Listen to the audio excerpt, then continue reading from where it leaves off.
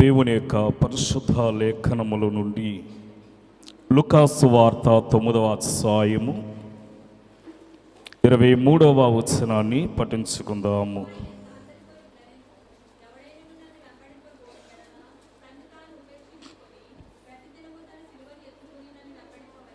ప్రార్థన చేసుకుందాం. మహోన్నతుడును మహాఘనుడువైన మా తండ్రి, ఈ సిలువ ధ్యాన దీక్ష కార్యములలో ఏకీభవించినటువంటి బిడ్డలైన వారిని దీవించి ఆశీర్వదించండి. ప్రభా, వాక్యము ద్వారా మమ్మల్ని బలపరిచి వాక్యానుసారముగా జీవించడానికి కృపనిమ్మని మా మంచి బోధకుడవైన క్రీస్తు ప్రభును బట్టి ప్రథమలు ఆడుకొనుచు ఉన్నాము తండ్రి, ఆమీన్. దేవుని యొక్క మహాకృపను బట్టి ఏర్పాటు చేయబడిన శిలువ దీక్ష కార్యములలో ఏకీభవించిన మనకెల్లరకును మన ప్రభువును రక్షకుడైన యేసు క్రీస్తు యొక్క దివ్య నామమున మీకు శుభములు కలుగును కాక, ఆమీన్. శిలువ అనగా ఏమి? శిలువ అనగా శ్రమలు. ఈ శ్రమలు రెండు రకాలు. ఒకటి లోకము కొరకు అనుభవించే శ్రమలు, రెండవది పరలోకము కొరకు అనుభవించే శ్రమలు. ఈ రెండు శ్రమలు చాలా శ్రేష్టకరమైనవి అనే మాటను మనం చూస్తూ ఉంటాము. సిలువలో యేసు 5 గాయములు పొందినందున సిలువ యొక్క సంఖ్య 5 అని మనము చెప్పుకునేటప్పటికీ సిలువతో 3 అనే సంఖ్య కూడా ముడిపడి ఉంది అని మనము నేర్చుకోవాల్సిన వారమై ఉన్నాము. అనగా సిలువ యొక్క సంఖ్య 5 అంటున్నాము. కారణం ఏమిటి అంటే, యేసు ప్రభు సిలువలో 5 గాయములను పొంది ఉన్నారు గనుక మరి సిలువకు 5 అనే సంఖ్య రావటము జరిగినది. యేసు ప్రభు సిలువ వేయక పూర్వము గెత్సేమనే వనము దగ్గర నుండి ఆయన మరణము చెందే వరకు కూడా 3 అనే సంఖ్యను మరి అక్కడక్కడ మనకి వినపడుతూ ఉంటాయి. అయితే సిలువతో ముడిపడినటువంటి 3 విషయాల కొరకు మనము నేటి దినాన మరి వాక్యముల నుండి కొన్ని విషయాలు మనం నేర్చుకుందాం. అనగా 3 పదులు అంటే మరి 30 అనే సంఖ్యను మనకి చూపిస్తూ ఉంటుంది. మత్తయి సువార్త 26వ అధ్యాయము 15వ వచనాన్ని మనం గమనిస్తే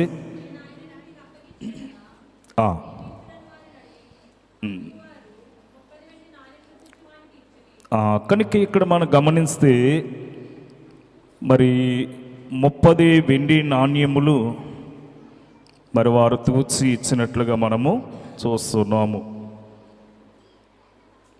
మరి యేసు యొక్క మరి ఖరీదు, యేసు యొక్క విలువ, మరి యేసును మరి అమ్మినటువంటి ఆ యొక్క సొమ్ము ఎంతంటే మరి 30 వెండి నాణ్యములు అనే మాటను మనం చూస్తూ ఉన్నాము.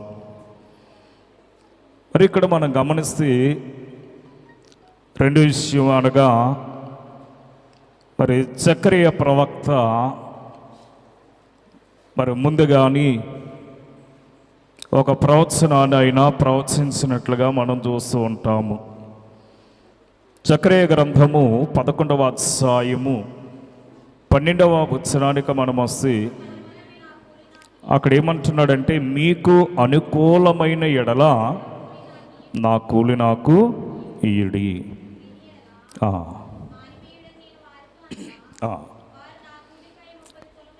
వారు నా కూలికై 30 తులముల వెండి తూచి ఇచ్చిరి. కనుక కూలివాని యొక్క మరి వేళ ఎంతంటే 30 వెండి నాణ్యములు. ఇక్కడ యోధా ఒక దొంగ. ఈ దొంగ ఎంత ఖరీదైన వస్తువును మార్కెట్లోనికి తీసుకుని వెళ్ళి ఆ దొంగ అమ్మితే అది దొంగ సొమ్ము కనుక కొనేవారు ఏం చేస్తారు? ఏమో తక్కువకే కొంటారు. అవునా కదా? ఒక సెల్ ఫోన్ ఉంది. సెల్ ఫోను మార్కెట్ రేటు ఏమో 50,000 అనుకోండి. వీడి దగ్గర ఎంత కొంటారు చెప్పండి?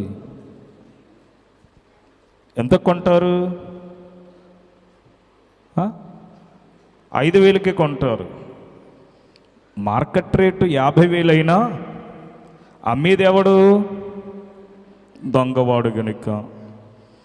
అనగా దొంగవాడు దొంగలించుకుని వచ్చి దానిని అమ్ముతున్నాడు గనుక మరి దానిని తక్కువకే కొంటాం.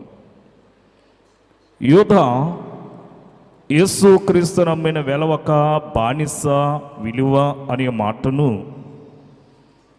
నిర్గమాకాండము 21వ అధ్యాయము 32వ వచనం మనకు చూపిస్తూ ఉంది. కనుక ఆ యొక్క నిర్గమాకాండములో తెలియజేసినటువంటి విషయం ఏమిటంటే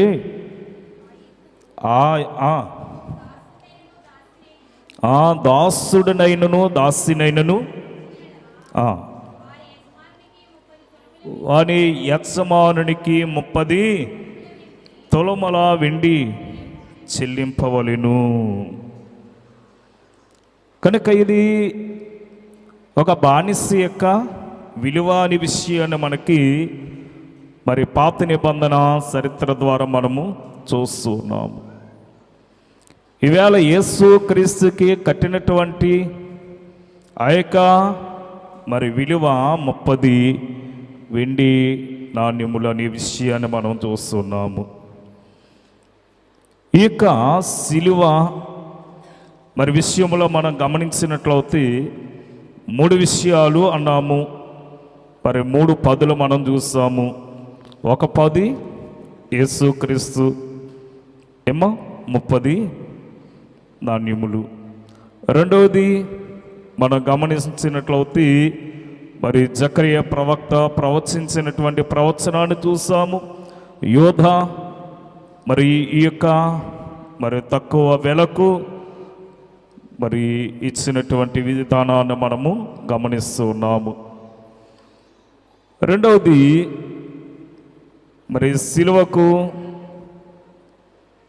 ఏమో శత్రు సాక్ష్యము. ఈ యొక్క శత్రు సాక్ష్యములు లేక సాక్షులు అనే మాటను మనం చూస్తే మత్తయి సువార్త 27వ అధ్యాయము 4వ వచనములో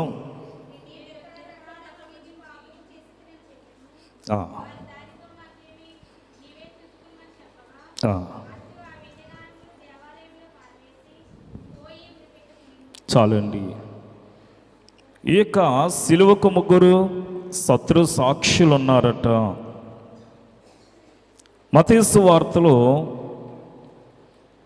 మరి 3 యేసు ప్రభువునకు శత్రువులు మనకి కనిపిస్తూ ఉంటారు. ఈ మత్తయి సువార్తలో కనపడినటువంటి ఈ 3 శత్రువులు మరి యేసు క్రీస్తు శ్రమ కాలంలోనంట మిత్రులైపోయారట. మీరు యేసునకు శత్రువులైనా ఆయనను గుర్చి అతి శ్రేష్టమైన సాక్ష్యాన్ని వారు తెలియజేసినటువంటి విషయాన్ని మనం గమనిస్తూ ఉంటాము. అందులో మొదటగా యోధా ఇస్కరియోతు యొక్క సాక్ష్యము. ఈ మత్తయి సువార్త 27:4లో మనం చూస్తాం. నేను నిరపరాధి రక్తమును అప్పగించి పాపము చేసి తిని అంటున్నాడు. రెండోది పిలాతు యొక్క భార్య ఇచ్చిన సాక్ష్యము. మత్తయి సువార్త 27:19లో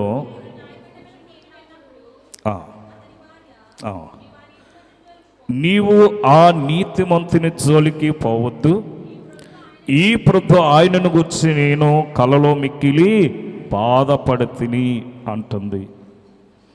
మరి పిలాతు యొక్క భార్య ఇచ్చిన సాక్ష్యము, నీతిమంతుడు, ఆయన జోలికి నీవు పోవద్దు. అలాగని మూడో సాక్ష్యం ఎవరంటే పొంతు పిలాతు యొక్క సాక్ష్యము. ఇది మత్తయి సువార్త 27:24లో మనం చూస్తూ ఉంటాం.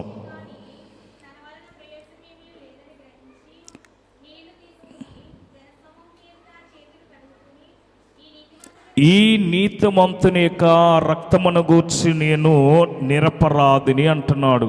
ఏమంటున్నాడు ఇక్కడ? ఈ నీతిమంతుని యొక్క రక్తమును గూర్చి నేను నిరపరాధిని. కనుక ఇక్కడ మనం గమనించినట్లయితే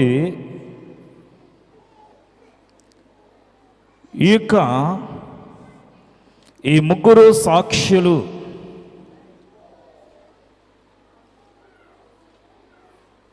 అనగా ఇచ్చినటువంటి విషయాన్ని మనం చూస్తూ ఉన్నాము. 3 హింసలు.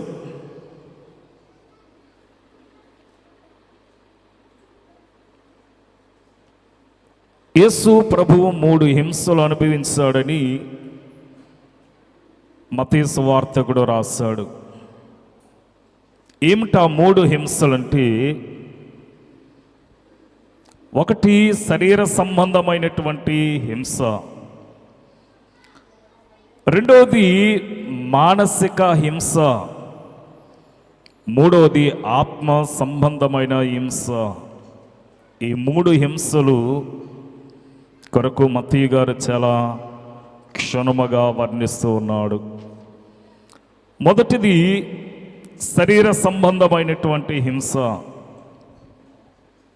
ఏమిటి? యేసు ప్రభు యొక్క శరీరానికి సంబంధించినటువంటి హింసలు. ఇందులో మనకి ఒక 6 ప్రాముఖ్యమైన మాటలు మనకి కనబడుతూ ఉన్నవి. అందులో ఒకటి యేసును కొరడాలతో కొట్టుట. యేసును కొరడాలతో కొట్టడము. మత్తయి సువార్త 27:26లో మనం చూస్తూ ఉంటాము. యేసు తల మీద ముళ్ళ కిరీటము పెట్టుట. బస యేసు యొక్క శిరస్సు మీద ఈ ముళ్ళతో కిరీటమును అల్లి దానిని ఒత్తగాని మరి ఆ యొక్క ముళ్ళులు శిరస్సులోనికి గుచ్చుకున్నట్లుగా మనం చూస్తూ ఉన్నాము. ఇంచుమించు యేసు క్రీస్తు యొక్క శిరస్సులో 17 ముళ్ళులు గుచ్చుకున్నాయట. అందులో మూడవది యేసును రెళ్ళుతో కొట్టుట. మత్తయి సువార్త 27:30లో మనం చూస్తూ ఉంటాము. అందులో 4 యేసును అరచేతులతో అనగా గుద్దుట లేక చరుచుట. ఎవరిష్టానుసారముగా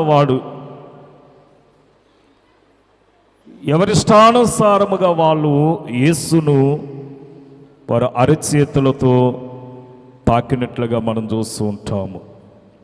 మార్కు సువార్త 14:65 మనం గమనిస్తే అక్కడ తెలపబడుతూ ఉంటుంది. కనుక ఆయన మీద ఉమ్మ వేయటము, ఆయన ముఖం మీద ముసుగు వేయటము, ఆయన గుద్దుచు కనుక ప్రవచింపవని ఆయనను అడగసాగిరి అనే మాటను మనం చూస్తూ ఉన్నాము. అలాగని యేసు ప్రక్కలో బల్లముతో పొడుచుట. యోహాను సువార్త 19:34లోను ఆయన ప్రక్కలో బలముతో పొడవగాని ఆ ప్రక్కలో నుండి రక్తము నీరు మిళితమయ్యి బయటకు వచ్చినట్లుగా మనం చూస్తూ ఉన్నాము.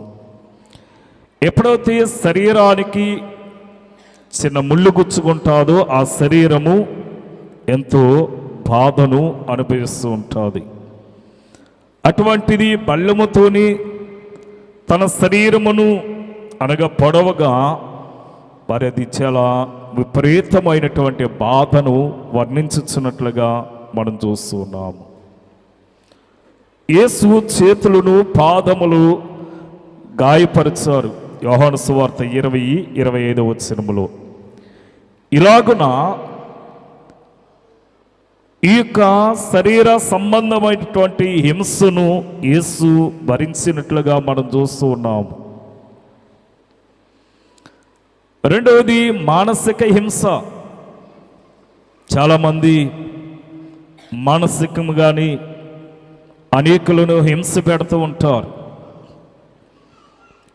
అదే పరిస్థితి సర్వ మానవ రక్షణార్థమై భూమి మీదకు వచ్చిన ప్రభువైన యేసుక్రీస్తు కూడా అనుభవిస్తున్నట్లుగా మనం చూస్తూ ఉన్నాం. ఏమిటి యొక్క మానసికమైన హింసలంటే ఇందులో మనకి 3 ప్రాముఖ్యమైన విషయాలు మనకి చూపింపబడుతూ ఉన్నవి. అందులో ఒకటి ఆయన వస్త్రములను తొలగించుట. మత్తయి సువార్త 27:28 వచనములో మనం గమనిస్తూ ఉంటాం. వారు ఆయన వస్త్రములను తీసివేసి ఆ కనుక ఆయనకు ఎర్రని అంగీని తొలగించి ముళ్ళ కిరీటమునల్లి ఆయన తలకు పెట్టుట, ఆయన వస్త్రములను తొలగించటం. అప్పటికి ఆ ఊరు నలుమూలల నుండి తండోపతండాలుగా జనులు తరలి వచ్చారు. వారందరూ చూస్తూ ఉండగా యేసు యొక్క వస్త్రములను వారు తొలగించారు. ఇది ఆయనకి మానసికమైనటువంటి ఒత్తిడి, హింస. అలాగని ఆయన మీద ఉమ్ము వేయుట ప్రజలందరూ చూస్తూ ఉండగా, అనగా యూదుల రాజు అనబడుచున్నటువంటి యేసు ఆ యూద ప్రజలందరి యొక్క సమక్షములో మొక్క మీద ఉమ్మి వేయటము ఆయనకి మానసికమైన హింసగా మనము మత్తయి సువార్త 27:30లో మనం చూస్తున్నాము. అలాగే ఆయన మొక్కమునకు ముసుగు వేయుట ఆయన లోక రక్షకుడుగాను సర్వ మానవ పాప పరిహారార్థమై ఆయన ఈ లోకానికి వచ్చి అనేకుల యొక్క పాపపు ముసుగులను తొలగించినటువంటి ఈయనకు ముసుగు వేయటం అనేది మానసికమైన హింసగా ఈ యొక్క వైద్యుడైన లూకా గారు తెలియజేస్తూ ఉన్నారు. అలాగనే మనం గమనించినట్లయితే మూడవ హింస ఏమిటంటే ఆత్మ సంబంధమైన హింసలు. ఏమిటి ఆత్మ సంబంధమైన హింస అంటే? ఇక్కడ మనకి 3 కనబడుతున్నాయి. ఒకటి, దేవాలయమును పడగొట్టి 3 దినములో కట్టువాడని అవహేళన చేసినట్లుగా మత్తయి సువార్త 27:40లో మనం చూస్తూ ఉంటాము. చాలామంది ఆ యొక్క రోడ్డు నిలుచున్న వారు, అలాగనే ఆ యొక్క యెరూషలేము యొక్క నలుమూలల్లో నిలబడి దేవాలయమును పడగొట్టి 3 దినాల్లో కడతానన్నాడు. తనకు తాను రక్షించుకోలేని పరిస్థితి ఏర్పడిందని ఆయనను చూసి హేళనగా మాట్లాడటము, ఆయనను గురించి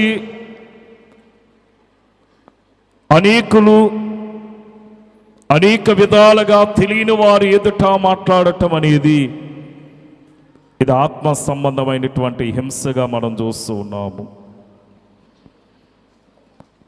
రెండవది మత్తయి సువార్త 27:41 వారన్న మాట ఏమిటంటే, నీవు దేవుని కుమారుడు అయితే శిలువ మీద నుండి దిగిరా అని ఆయనను దూషించారు.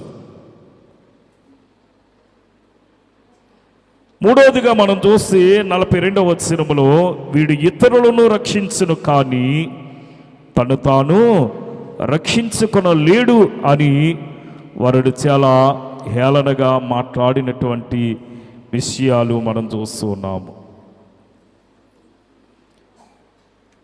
ఇలాగన మనం గమనించినట్లయితే అనేకులు అనేక విధాలుగా మాట్లాడినటువంటి మాటలను మనం చూస్తున్నాము. అందులో మూడవదిగా మనం గమనిస్తే, యేసు ప్రభు తన సిలువనెత్తుకున్నారు. యోహాను సువార్త 19:27 మనం చూసి చదువుదాం.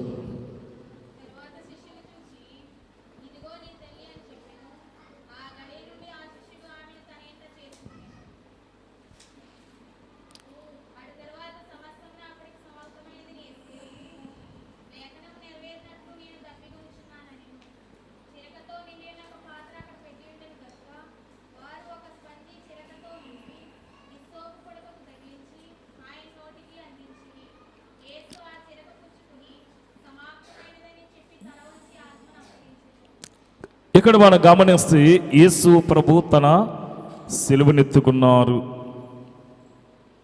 వారు యేసును తీసుకుని పోయి ఆయన తన సిలువను మోసుకుని కపాల స్థలమను చోటుకి వెళ్ళి, హెబ్రీ భాషలో దానికి గొల్గొతా అని పేరు. క్రీస్తు ప్రభు తన సిలువనెత్తుకున్నారని వ్రాయబడింది. ఇక్కడ ప్రతి మనుషునికి తన స్థితిని బట్టి తన సిలువ ఉంది అని అర్థము మనకి లేఖనాన్ని బట్టి తెలపబడుతుంది. ప్రభువు సర్వమానవ రక్షణ కొరకు లోకములో ఏ మానవుడు సహించలేనటువంటి క్రూరమైనటువంటి సిలువ వారి శ్రమలను అనుభవించినట్లుగా మనం చూస్తూ ఉన్నాము. ఆయన సిలువ శ్రమల ఉద్దేశము ఏమిటి అంటే, మనలందరినీ కూడా పరలోక రాజ్యములోనికి చేర్చడమే ఆయన యొక్క ఉద్దేశము. అందుకే ఇక్కడ మనం గమనించినట్లయితే యేసు ప్రభు తన సిలువను ఎందుకు ఎత్తుకున్నారంటే, ఒకటి సర్వ మానవ రక్షణ కొరకు ఆయన తన సిలువను ఎత్తుకున్నారట. అంటే లోకములో ఉన్నటువంటి ఏ మనుష్యుడు కూడా నశించిపోట ఆయనకి ఇష్టము లేదు గనుక. రెండవది, దేవుని యొక్క రాజ్య వ్యాప్తి కొరకు ఆయన సిలువనెత్తుకున్నారు. మూడవది, మానవులను అనేక బంధకముల నుండి విడిపించడానికి ఆయన సిలువనెత్తుకోవలసి వచ్చిందట. నాలుగవది, నరకమును తప్పించడానికి ఆయన తన సిలువను ఎత్తుకోవలసి వచ్చిందట. అనగా ఈ యొక్క నరక భయము తప్పించడానికి చాలామంది నరకము ఉంది అని ఆయా వ్యక్తులు తెలియజేసినటువంటి మాటలను బట్టి చాలామంది భయపడుతూ ఉంటారు. ఆ నరకము నుండి మనల్ని సంరక్షించడానికి దేవుని కుమారుడైన యేసుక్రీస్తు ఈ లోకానికి వచ్చాడని మత్తయి సువార్త 1:21 మనం చదువుకుంటాం. ఇక్కడ 5వ విషయం ఏమిటంటే, నిజమైన వెలుగులోనికి అందరు రావటానికి, అందరినీ కూడా నడిపించడానికి ఆయన సిలువను ఎత్తుకోవలసి వచ్చింది అనే మాటను మనం చూస్తున్నాము. ఎందుకనగా నిజము కాని వెలుగు కూడా లోకములో సంచరిస్తూ ఉంది. ఏమిటి ఈ నిజము కాని వెలుగు అంటే, కాలక్రమేణాన్ని బట్టి సమయానుకూలముగానట సాతాను కూడా వెలుగుదూత వేషము ధరించుకుని వస్తాడట.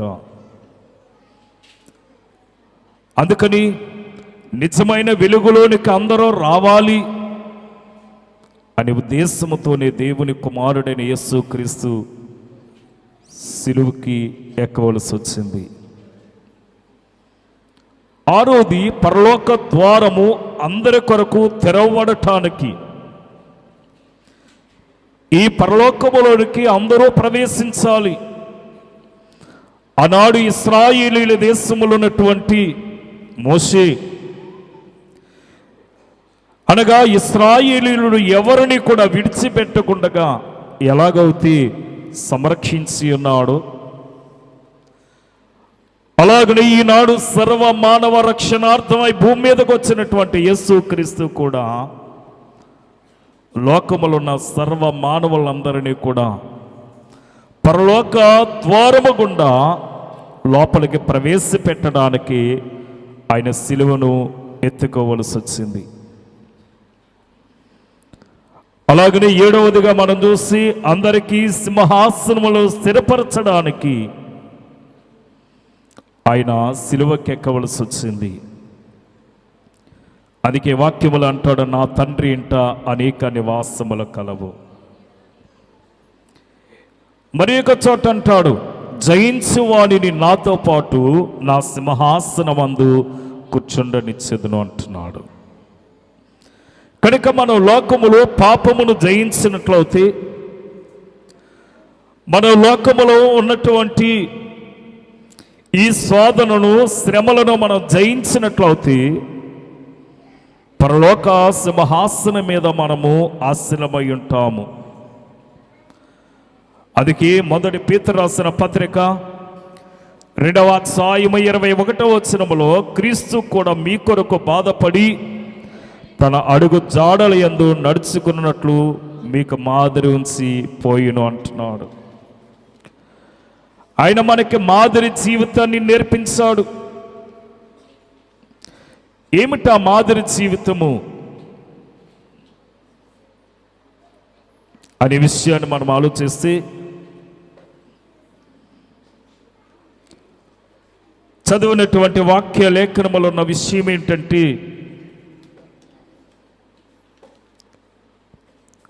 నన్ను వెంబడింపవలెను అనగా మనము ఎవరిని వెంబడించాలి? మత్తయి సువార్త 16:24 వచనములో,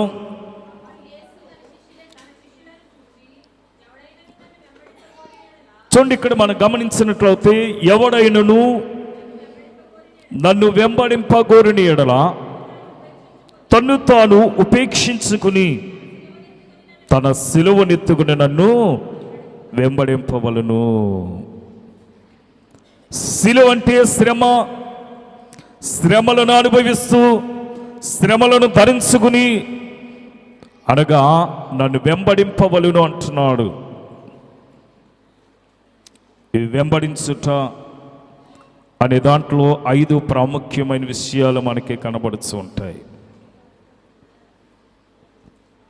ఎలాగో వెంబడించాలి? 1, విశ్వాసం అనే సిలువతో వెంబడించాలి. 2వది వెలుగు అనే సిలువతో వెంబడించాలి. 3వది సేవ అను సిలువతో వెంబడించాలి. 4వది మనలో ఊరిడి జీవ జలము అను సాక్ష్యపు సిలువతో వెంబడించాలి. 5వది నిత్య జీవమునిచ్చి నిరీక్షణను సిలువతో వెంబడించాలి.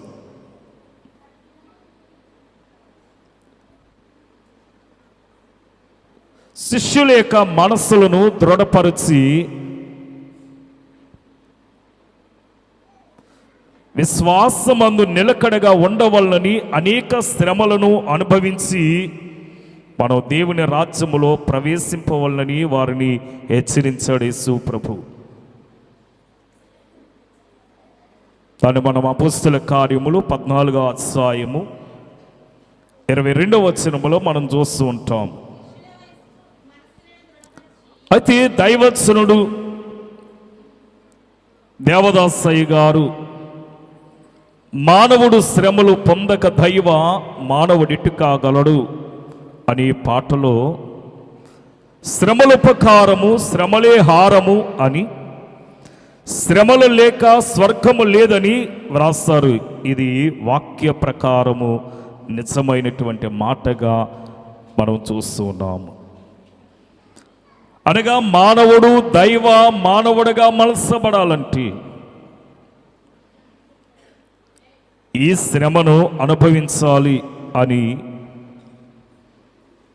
దైవత్సనుడు దేవదాసయ్య గారు తెలియజేసిన విషయాన్ని మనము జ్ఞాపకం చేసుకుంటూ ఉండాలి. నిత్యము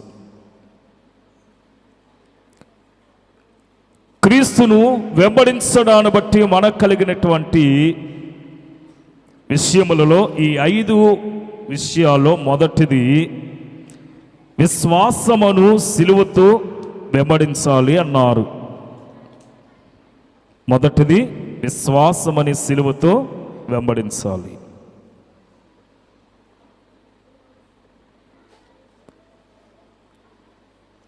రూతు తన అత్త పట్ల నిస్వార్థమైనటువంటి విశ్వాసాన్ని చూపి వెంబడించింది. రూతు తన మాతృభూమిని తన తల్లిదండ్రులను విడిచిపెట్టి తన అత్త అయినటువంటి నయోమితో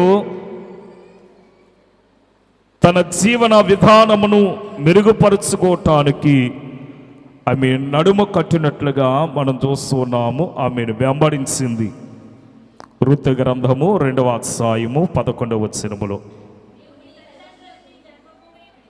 నీవు నీ తల్లిదండ్రులను నీ జన్మభూమిని విడిచి ఇంతకుముందు నీవు ఎరగనటువంటి జన్మముల యొద్దకు వచ్చితివి. తన దేవులను వదిలి తెలియని చోటికి నయోమితో బయలుదేరొచ్చింది రూతు. ఈ రూతు ఎలాగైతే సర్వమును విడిచిపెట్టి నయోమితో వెంబడించిందో, ఈనాడు మనము కూడా లోకములో ఉన్న సర్వమును విడిచిపెట్టవలసిన వారమై ఉన్నాము. యేసు ప్రభు విషయములో మన విశ్వాసము ఎలా ఉండాలో తెలియజేసే ఉదాహరణ ఇది. మత్తయి సువార్త 4వ అధ్యాయము 18వ వచనాన్ని మనం చూసి, యేసు ఒకేనొక దినానట గలిలయ సముద్ర తీరమున ఆయన నడుచుచూ ఉండగా పేతురు అనబడుచున్నటువంటి సీమోను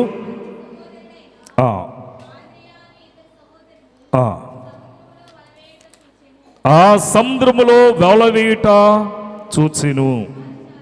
వారు జాలరులు కనుక యేసు ప్రభు ఆ గలిలయ సముద్ర తీరమున చేపలు పడుచున్నటువంటి వారిని చూసి అంటున్నాడు, అనగా మీరు నా వెంబడి రండి అనగానే వారు వలలను విడిచిపెట్టి ఆయనను వెంబడించారు.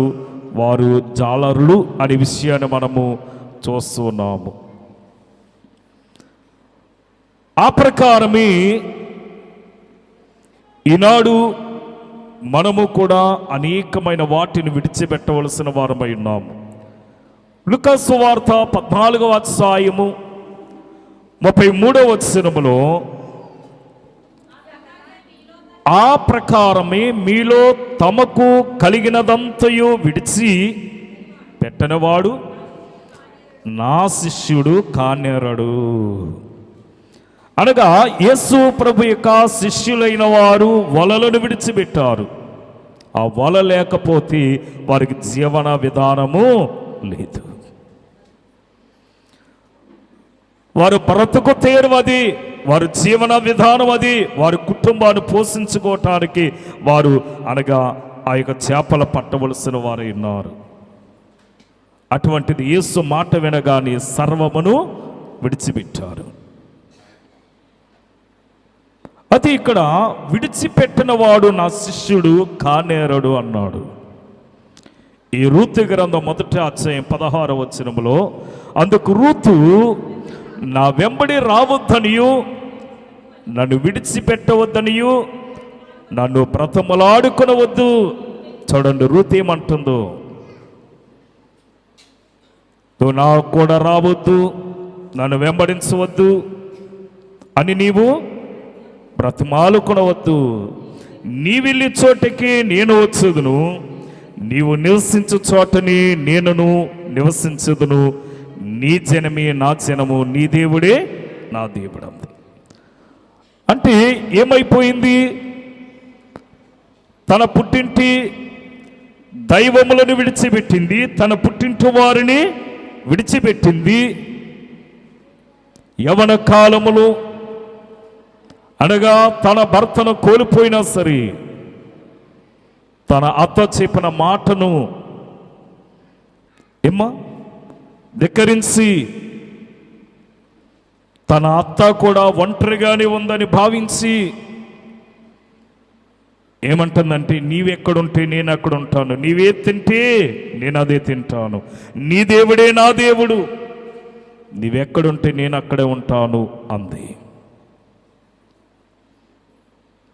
ఆ విధముగా రూతు తన అత్తను వెంబడించినట్లుగా మనం చూస్తున్నాము. రెండవది, వెలుగను సిలువను మనము వెంబడించాలి. ఈ వెలుగను సిలువలో దాగి ఉన్నటువంటి తేజస్సును మనం గమనించాలి. దేవుడిచ్చినటువంటి జీవపు వెలుగుని నీలోనే దాచుకునవద్దు. ఆ వెలుగు అని సిలువను పైకెత్తి ప్రభువును వెంబడించాలి. నీవు చూపిస్తున్నటువంటి వెలుగనే వారము ద్వారా అనేకులు ఆకర్షింపబడాలి, అంటే ప్రభువులోనికి రావాలి. అనేకులను దేవుడిచ్చిన తలంతులలో ఆ తలంతులను వారిలోనే దాచుకుంటూ లేదా అమ్ముకుంటూ వారు జీవిస్తున్నారు గనుక నేటి దినాన అనేకమైన అనర్థాలు ఏర్పడుతున్నాయి. అనేకులకు దేవుడిచ్చినటువంటి తలంతులను వారు తమ స్వార్థాలకు ఉపయోగించుకుంటూ ఉన్నారు. అదిగా యోహాను సువార్త 8వ అధ్యాయం 12వ వచనములో, మరలా యేసు నేను లోకమునకు వెలుగును, నన్ను వెంబడించేవాడు చీకట్లో నడవక జీవపు వెలుగు కలిగి ఉండినని వారితో చెప్పెను.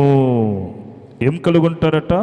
జీవపు వెలుగు. వెలుగు అనగా జ్ఞాన సత్యము. దేవుని యొక్క వాక్యమే నీ జీవితానికి జ్ఞానాన్ని ప్రసాదించుచున్నది. జ్ఞానాన్ని పొందుకున్న నీవు ఆ జ్ఞానము ద్వారా ఇతరులను ప్రభు దగ్గరికి ఏం చేయాలట? ఆకర్షించాలి. ప్రభు దగ్గరికి అనేకులను నడిపించాలి. ఎందుకంటే వాక్యములో ఒక మాట ఉంది, మీలో ఎవరికైనా జ్ఞానము కొదువుగా ఉంటే నన్ను అడిగి నా యొద్ద నేర్చుకునండి. అనగా ఆయన వాక్యమే సత్యమై ఉంది, ఆయన వాక్యమే జీవమై ఉంది, ఆయన వాక్యమే జ్ఞానమై ఉంది. మూడోది, సేవను సిలువతో ఆయనను వెంబడించాలి. ప్రభువైన యేసు మత్తయి సువార్త 4వ అధ్యాయము 20వ వచనములో మాట్లాడుతూ,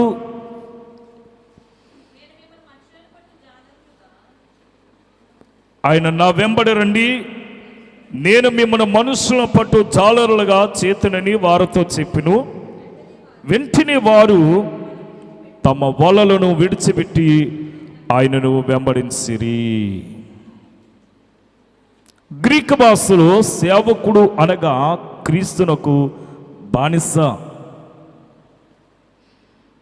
సేవకుడు అంటే గ్రీక్ భాషలో సేవకుడు అనగా ఒక బానిస. బానిస అనగా క్రీస్తునకు దాసుడు అని అర్థము. రోమీయులకు రాస్తున్న పత్రిక 1వ అధ్యాయం 1వ వచనములో అక్కడ అంటాడు, క్రీస్తు యేసు దాసుడును అంటున్నాడు. అక్కడ క్రీస్తు యేసు దాసుడును. దాసుడు అనగా ఏమ్మా? సేవకుడు లేక బానిస అనగా ఎవరికి సేవకులు? దైవచనుడి యొక్క పేర్లు దేవదాసు అనే మాటను మనం చూస్తున్నాము. అంటే దేవునికి దాసుడు, అంటే దేవుని యొక్క సేవకుడు. అందుకే ఈ రోమీయులకు రాసిన పత్రికలో అపొస్తలుడైన పౌలు మాట్లాడుతూ యేసుక్రీస్తు దాసుడును అపొస్తలుగా నుండుటకును పిలువబడిన వాడును అంటున్నాడు అక్కడ. అందువల్లనే సాధారణమైన పామరులను, నిరుపేదలైనటువంటి జాలరులను ప్రపంచాన్ని తల్లకిందులు చేసి అపొస్తలులుగా దేవుడు మార్చివేశాడు. అనగా తన దాసులైనటువంటి వారిని, తన సేవకులైనటువంటి వారిని, ఒక సాధారణమైనటువంటి మనుషులను, నిరుపేదలైనటువంటి జాలరులైన వారిని, ఈ జాలరులకి వలలు వేసి చేపలు పట్టడం తప్ప వారికి మరేమీ చేత కాదట. అటువంటి వారిని దేవుడు పండితులుగా మార్చివేశాడట. ఈ మార్కు సువార్త 1వ అధ్యాయం 18వ వచనంలో ఉన్నట్టుగా సేవ కొరకు తమ వలలను విడిచిపెట్టి ఆయనను వెంబడించారు గనుక ఆయనను వెంబడించిన కారణాన్ని బట్టి యేసయ్య వారిని ఉన్నతమైన స్థితికి తీసుకొచ్చాడు. ఒకడు నన్ను సేవించిన ఎడల నన్ను వెంబడింపవలను, అప్పుడు నేను ఎక్కడ ఉందనో అక్కడ నా సేవకుడు ఉండును. ఒకడు నన్ను సేవించిన ఎడల నా తండ్రి అతనిని గణపరచును అంటున్నాడు. ఎవరైతే దేవుని సేవిస్తారో వారిని తండ్రి గణపరిచేవాడై ఉన్నాడు. అందుకనే మనము ఈ సేవ విషయములలో ఆయనను మనం గణపరిచేవారమై ఉండాలి. నేటి దినాల్లో దేవుని యొక్క సేవ ఎలాగ సాగుతుందంటే చాలా విరివిగా, విస్తారముగా సాగుతూ ఉంది. అనగా సాగుతున్న సమయంలో సాతాను ఊరుకుంటాడా? ఊరుకోడు. సాతాను యొక్క కార్యములు కూడా సాగుతూ ఉంటాయి. అందుకని మనం దేవుని యొక్క సేవ కొరకు, దేవుని యొక్క పని కొరకు మనము కష్టపడితే ఆయన మనల్ని ఏం చేస్తాడట? ఇక్కడ అంటున్నాడు కదా, ఒకడు నన్ను సేవించిన ఎడల నన్ను వెంబడింపవలను, అప్పుడు నేను ఎక్కడ ఉందునో అక్కడ వాడు ఉంటాడు అంటున్నారు. అంటే మనము దేవునితో ఉండాలి, దేవునితో నివాసం ఉండాలి, దేవునితో కలిసి మనము భుజించాలి అనుకుంటే మనం ఏం చేయాలి? ఆయన సేవ కార్యములో మనము ఏకీభవించిన వారమై ఉండాలి. 4వది, మనలో ఊరిడి జీవ జలమును సాక్ష్యపు సిలువతో ఆయనను మనము వెంబడించే వారమై ఉండాలి.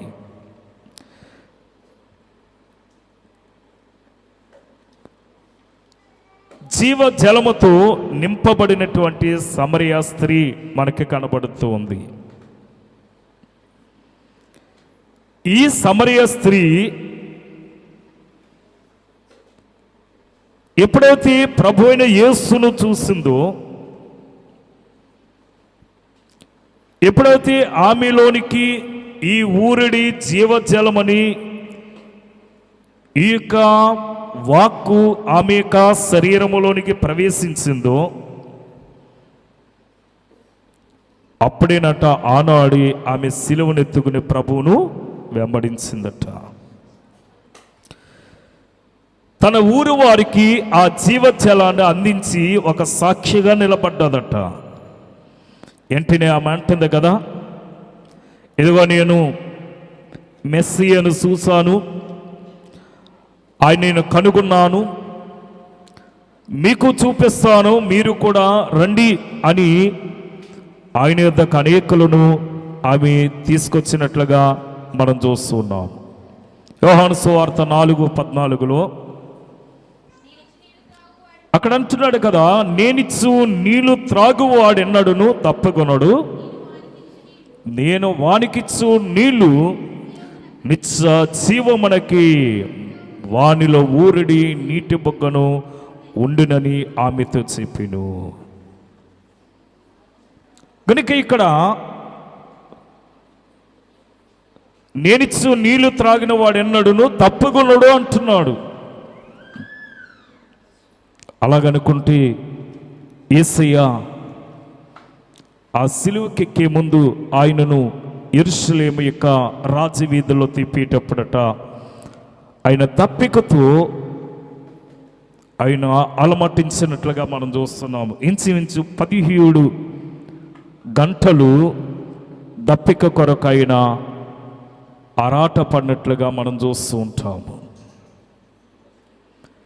ఈ మొదటి కొరింథీయులకు రాసిన పత్రిక 10వ అధ్యాయం 4వ వచనములో అందరూ ఆత్మ సంబంధమైన ఒకే పానీయమును పానము చేసిరి, ఎలయనగా తమ్మును వెంబడించిన ఆత్మ సంబంధమైన బండలోనిది త్రాగిరి, ఆ బండ క్రీస్తే. ఈనాడు మనము ఈ ఆత్మ సంబంధమైనటువంటి ఒకే పానీయమును ఒకే పానమును మనం చేసేవారమై ఉండాలి. అంటే ప్రభువైన యేసును మనం వెంబడించేవారమై ఉండాలి. అప్పుడే మనము ఆత్మ సంబంధమైన బండలోనిది త్రాగిన వారమై ఉంటాము. సాక్ష్యం అనే సిలువను పైకెత్తి అనేకులను ప్రభువులోనికి నడిపించాలి. సాక్ష్యమనే సిలువ. అక్కడ అంటాడు కదా, అందుకు యెహోవా నీవు ఇశ్రాయేలీయుల పెద్దల్లో కొందరిని తీసుకుని ప్రజలకు ముందుగా పొమ్ము, నీవు నదిని కొట్టిన నీ చేతి కర్రను చేత పట్టుకుని పొమ్ము, ఇదిగో అక్కడ హోరేబులో బండ మీద నేను నీకు ఎదురుగా నిలిచెదను, నీవు ఆ బండను కొట్టగా ప్రజలు త్రాగుటకు దానిలోండి నీళ్లు బయలుదేరునని మోషేకు సెలవేగా, మోషే ఇశ్రాయేలీయుల పెద్దలను కొనల ఎదుట అట్లా చేసినని నిర్గమకాండము 17వ అధ్యాయము 5-6 వచనాల్లో మనం చూస్తాము. అనగా ఇశ్రాయేలీయుల పెద్దలందరూ ఎదుట దేని కొట్టాలట? బండను కొట్టాలి. ఈ బండలో నుండి పెళ్ళిబిక్కినటువంటి జీవజలము అనగా క్రీస్తు వాక్యానికి సూచనగా సాదృశ్యముగా ఉంది. బహుశా ఆ బండ నుండి వెలువడిన నీరు వారి వెనకకి ప్రవహించిందట. వారి వెనకాలి వారు వెన్ను తట్టి వచ్చినట్లుగా వారి వెనకాలే ఆ యొక్క నది ప్రవహించినట్లుగా మనం చూస్తూ ఉన్నాము. అంటే అన్ని లక్షల మందికి కావలసినటువంటి ఆ యొక్క నీరు వారికి సమృద్ధిగా వారికి అనుగ్రహింపబడింది. అందుకే కీర్తనల గ్రంథము 105వ సంకీర్తన 41వ వచనములో బండను చీల్చగా నీళ్లు ఊపికి వచ్చును, బండను చీల్చగా నీళ్లు ఊపికి వచ్చును, ఎడారులవి ఏరులై పారును అంటున్నాడు. అంటే ఇశ్రాయేలీయుల యొక్క ఈ సర్వ సమాజం అంతా కూడా వారు తండోపతండాలుగా నడుచుకుంటూ వెళ్తూ ఉండగనట వారు వెళ్ళినటువంటి వెనుక భాగములో వారు త్రాగటానికి సమృద్ధైనటువంటి నీరు ఒక ఏరు వలి వారి వెంట పారుచు వచ్చిందట. క్రీస్తు స్వయముగా వారి వెంట వెళ్తూ వారు అవసరతలన్నీ తీర్చాడు. దారి వెంట వెళ్తూ వారిని పోషించిన బండ క్రీస్తునని పౌలు చెప్తాడన్నమాట. ఐదవదిగా మనం గమనించినట్లయితే నిత్య జీవమునిచ్చి నిరీక్షణను సిలువతో వెంబడించాలి అన్నారు. యోహాను సువార్త 6వ అధ్యాయము 66వ వచనం నుండి మనం చూసి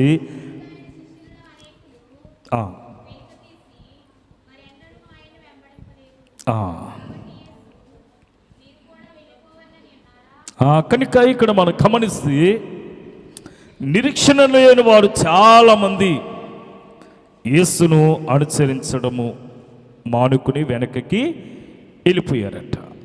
మరి మనకు నిరీక్షణ ఉందా? ఏమ్మా, మనము నిరీక్షణ గలవారమై ఉండాలి. అందుకే సందర్భంలో మీరు కూడా వెళ్ళాలని అనుకుంటున్నారా అని 12 మందిని అడిగాడు. అయితే నిత్య జీవమిచ్చే యేసును విడవకుండా వెంబడిస్తామని పేతురు తెలియజేశాడట. ఎందుకంటే మీరు కూడా వెళ్ళిపోవాలనుకుంటే మీరే వెళ్ళిపోవచ్చు, నేను మిమ్మల్ని ఏమి ఇబ్బంది పెట్టను అన్నాడు యేసు ప్రభు.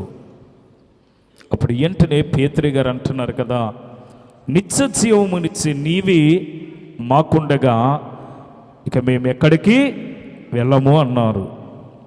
యోహాను సువార్త 3:36లో కుమారుని యందు విశ్వాసముంచువాడే నిత్య జీవము కలవాడట. ఈవేళ ప్రభువుని యేసు క్రీస్తునందు వారు విశ్వసించారు గనక, ఆయనే దేవుని కుమారుడని నమ్మారు గనక ఆయన మనకేమిస్తున్నాడు? నిత్య జీవమును అనుగ్రహించేవాడై ఉన్నాడు. యోహాను సువార్త 5:24లో నా మాటలు విని నన్ను పంపిన వాడు యందు విశ్వసించిన ఎడల వాడు నిత్య జీవం గలవాడు అంటున్నాడు. విశ్వాసం ఉంచిన వాడు నిత్య జీవం గలవాడు అవుతాడు. అందుకని రోగుతా అంటాడు, ఏమంటున్నాడు? విశ్వాసముంచుము అంటున్నాడు. విశ్వసించు, నువ్వు బాగుపడతావు అంటాడు. యోహాను సువార్త 10:27 వచనములో నా గొర్రెలు నా స్వరముని వినును, నేను వాటిని ఎరుగుదును, అవి నన్ను వెంబడించును, నేను వాటికి నిత్య జీవమును ఇచ్చుదును అంటున్నాడు. యేసుక్రీస్తు నిత్య జీవమును ఇచ్చేవాడై ఉన్నాడు. ఆయన నిత్య జీవమును అనుగ్రహించు ఉన్నాడు.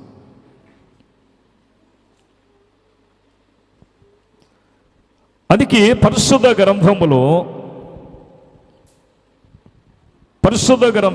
తన సిలువనెత్తుకున్న కొందరు మనకి కనబడుతూ ఉంటారు. ఈ పరిశుద్ధ గ్రంథములో సిలువనెత్తుకున్నటువంటి కొందరును మనం గమనిస్తే వారిని ధ్యానించడం ద్వారా మనకు గొప్ప పరలోక ఆనందము సంతోషము కలుగుతుంది అని దైవజనుడు దేవదాసయ్య గారు తెలియజేశారు.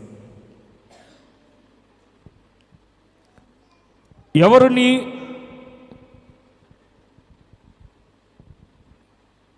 ధ్యానించడము అంటే అక్కడ మనకు 5 వ్యక్తులను చూపించారు. ఒకటి యోసేపు, రెండవది దానియేలు, మూడవదిగా షడ్రకు మేషకు అబేద్నెగో అనే వారు, నాలుగవది యోబు, ఐదవది పౌలు శీలలు.